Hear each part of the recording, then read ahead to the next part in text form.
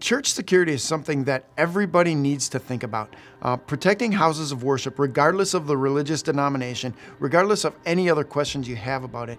Churches and synagogues and mosques are typically places that are thought of as safe, and people typically don't put together a security plan around that because if you think about it, it's where people go to worship. It's where people go to feel safe and calm, and it's a kind, loving area, and nobody thinks about a bad guy coming through the door. But it happens more often than we want to talk about. It's the sort of thing that makes huge news because it doesn't happen really often, but when it does, it's tragic.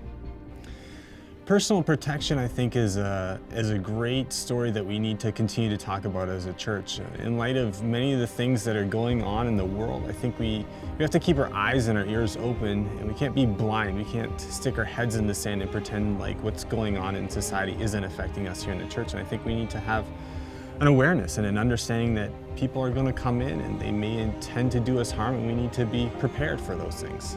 The majority of incidents at churches are regarding people with mental health problems as they walk into churches and cause disruption, or they don't agree with what the church says, but that's the majority of it. There are shootings in churches, they're rare, but they do occur.